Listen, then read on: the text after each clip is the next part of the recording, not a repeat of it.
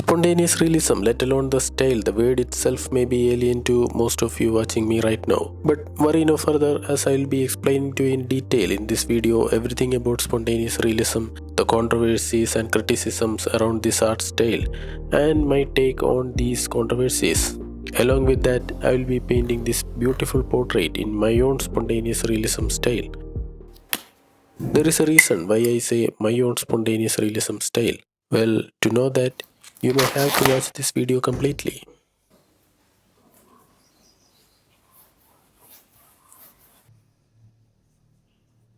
Hello guys, welcome back. Thanks for joining me today. Being a self-taught artist, I can confidently say that YouTube is my art teacher. I learned most of the things in my art via YouTube. I don't know how it compares to an art school, as I haven't been to one, but it's nothing less than an art school for me. Apart from the tutorials, time lapses, and art classes, I watch a lot of art entertainment videos where the artist elevates their art to another level of excitement and fun, and a lot of art podcasts where the artists seriously talk about their art struggles, business, etc.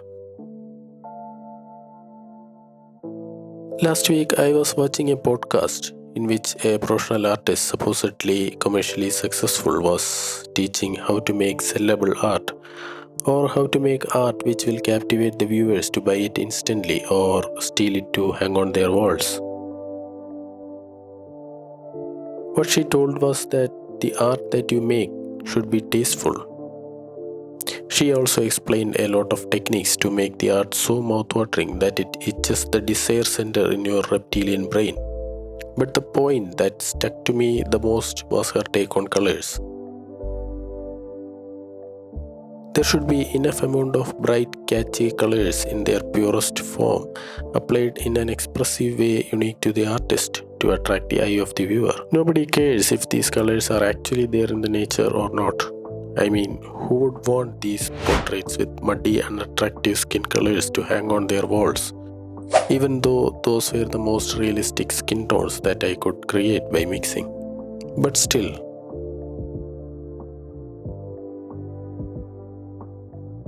so that led me to spontaneous realism. Spontaneous realism is a subgenre of realism involving the combination of abstract art, bold color schemes, and apparent brushstrokes.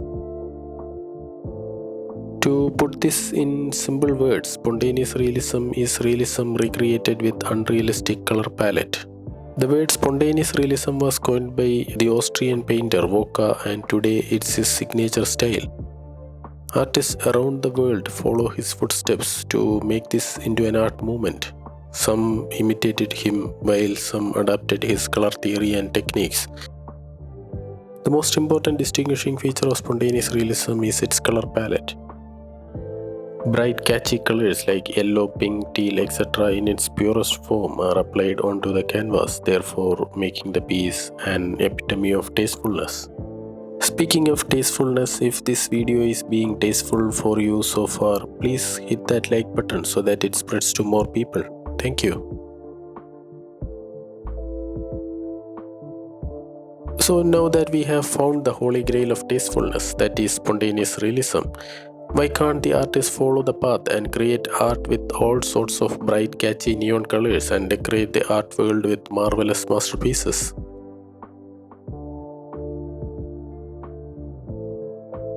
It's not that easy, as there are some people who work relentlessly against this style of painting. They are the art critics.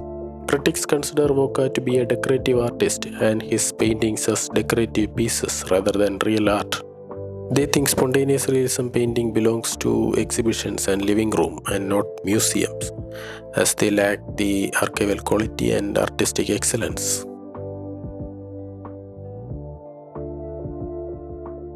Now, don't go searching for archival quality and artistic excellence, as these things are too subjective to define. Just understand that it is something that makes the artist starve their entire lives and die empty stomach.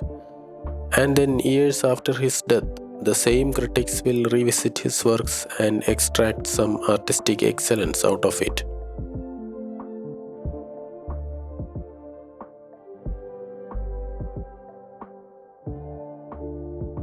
story of artistic excellence has always been like this. Van Gogh couldn't sell even a single painting during his lifetime because critics thought that his paintings were too amateurish. Monet's first ever impressionistic works were discarded by the critics as a series of unfinished paintings.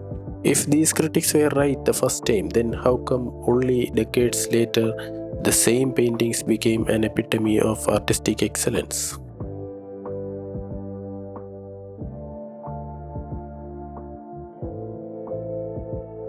Apart from the color palette, another major distinguishing feature of spontaneous realism is the expressive brushwork. When Voka introduced the term spontaneous realism for his style of painting, it included his expressive brushstrokes too. Brushstrokes are very difficult to replicate, and even if somebody replicates the exact brushstrokes, it would just be an imitation and not a real piece of art. Instead, you can adapt the color palette and use brushstrokes in your own expressive way to create your spontaneous realism like I created mine.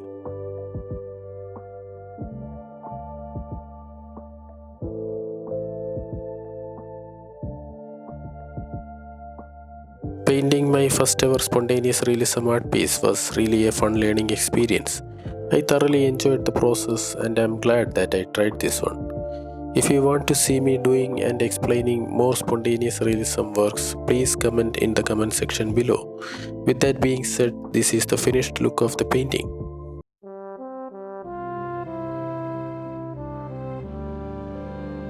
For all those who have reached up to this watching the video, thank you so much for spending your time with me. Please do subscribe and share the video to more like-minded people. If you enjoyed watching this video, here is a video which I think you should watch next. That's all from the video guys. See you all in the next. Till then, take care and bye bye.